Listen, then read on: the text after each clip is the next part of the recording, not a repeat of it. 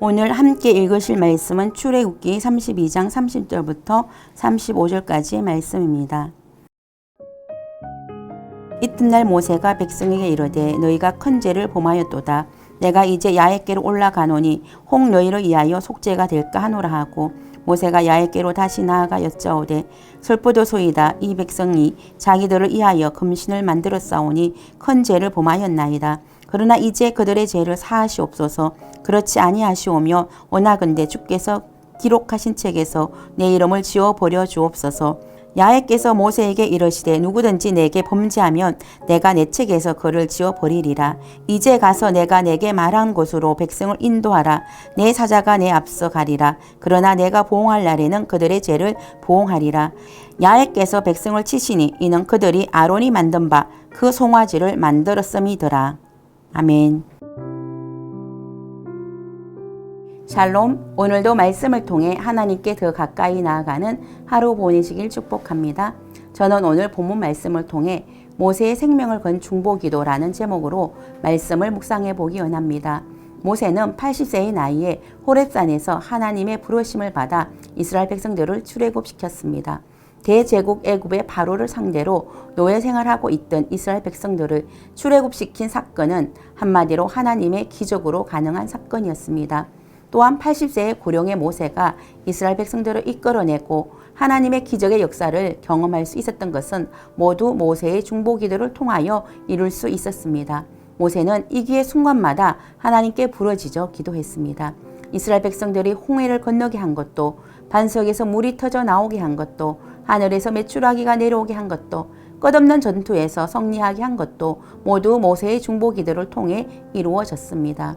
오늘 본문도 이스라엘 백성들이 금송아지를 만들어 섬김으로 진멸될 위기 가운데 있는 이스라엘 백성들을 위해 모세가 자신의 생명을 건 중보기도를 하는 장면이 기록되어 있습니다. 출애굽기 32장 앞부분을 보면 모세가 시내산에 올라가 40일 동안 하나님의 임재를 경험하며 하나님의 말씀, 율법을 받고 있었습니다. 그런데 산 아래에서 모세를 기다리던 이스라엘 백성들은 자신의 지도자 모세가 내려오지 않자 그 시간을 참지 못하고 자신들을 인도할 신을 만들어내라고 아론에게 소리쳤습니다. 이에 아론은 이스라엘 백성들의 폭동을 제압하지 못하고 금고리를 가져오게 해서 송아지 형상의 우상을 만들었습니다. 애굽인들의 풍요의 신으로 숭배하는 항소 우상 아피스를 본따서 금송아지 우상을 만들었던 것입니다. 산에서 내려온 모세가 이 광경을 보고 대노하였습니다. 그리고 백성들을 징계했습니다. 그는 우상에 빠졌던 백성들을 징계하는 의미로 금송아지를 갈아서 가루를 물에 타서 먹였습니다. 금가루를 탄 물을 백성들에게 마시게 하는 것은 저주가 되게 하는 썸물을 의미하고 그들이 섬기는 금송아지는 아무것도 아니라는 뜻입니다. 그리고 우상 숭배에 연루된 자 3,000명을 처형했습니다. 이렇게 대노하고 징계를 감행한 후 모세는 하나님 앞에 나아가 백성들을 위해 간절히 중보기도를 드렸습니다. 출애굽기 32장 31절 모세가 야훼께로 다시 나아가 여짜오되 슬프도소이다. 이 백성이 자기들을 위하여 금신을 만들어 싸우니 큰 죄를 범하였나이다. 모세는 이미 범죄한 백성들을 위하여 하나님께 간절히 중보기도한 결과 전 백성들을 진멸하려던 하나님의 뜻을 돌이켜 놓았습니다. 그렇지만 그것은 징벌의 경감에 불과했지 안전한 사면에 대한 약속을 얻어낸 것은 아니었습니다. 따라서 모세는 다시 백성들을 위하여 하나님께 온전한 사죄를 탄원하고 있는 것입니다. 출애굽기 32장 32절 그러나 이제 그들의 죄를 사하시옵소서. 그렇지 아니하시오면 원하건대 주께서 기록하신 책에서 내 이름을 지워버려 주옵소서. 모세는 이스라엘 백성들의 죄를 사하여 주시기를 중보하면서 주의 기록하신 책에서 자신의 이름을 지워버려 주시기를 간구하였습니다.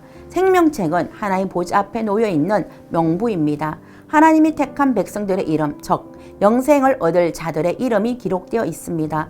모세는 바로 이 생명책에서 자신의 이름이 삭제되더라도, 다시 말하면 지옥에 떨어지더라도 이스라엘 백성의 죄를 용서하시고 그들을 구원해 주시기를 간구하고 있는 것입니다. 모세는 이스라엘 백성들의 죄를 용서받기 위해 자신의 생명을 걸고 중보기도를 드렸습니다. 사도 바울도 나의 형제 곧 고유룩의 친척을 위하여 내 자신이 저주를 받아 그리스도에게서 끊어질지라도 원하는 바로다 라고 중보기도를 드렸습니다.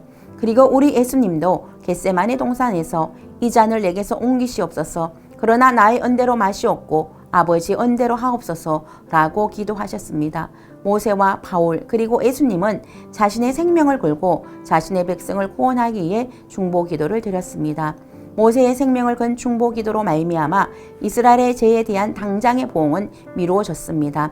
그러나 언젠가 죄에 대한 보응은 나타나게 될 것이라고 하셨습니다. 출애굽기 32장 34절. 이제 가서 내가 내게 말한 곳으로 백성을 인도하라. 내 사자가 내 앞서 가리라. 그러나 내가 보응할래는 그들의 죄를 보응하리라.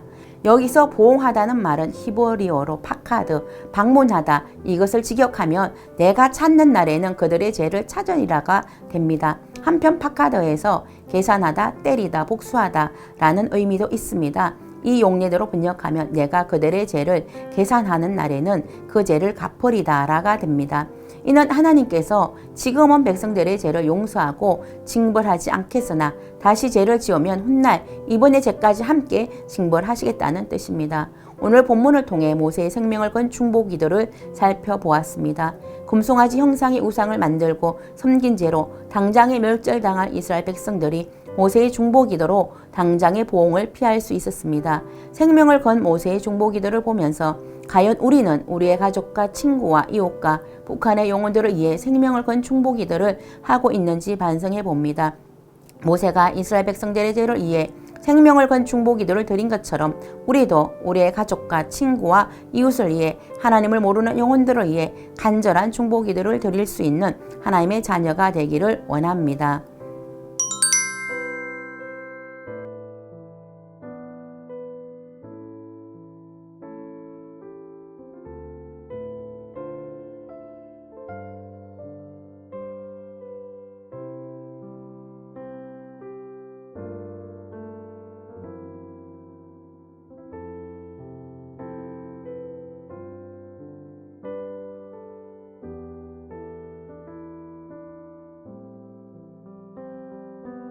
기도하겠습니다.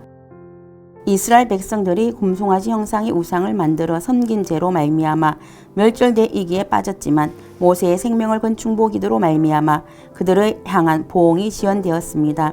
우리도 모세처럼 우리의 가족과 민족을 위해 우리가 구원해야 할 영혼을 위해 모세와 같은 중보기도를 드릴 수 있는 하나님의 자녀가 되게 하여 주시옵소서.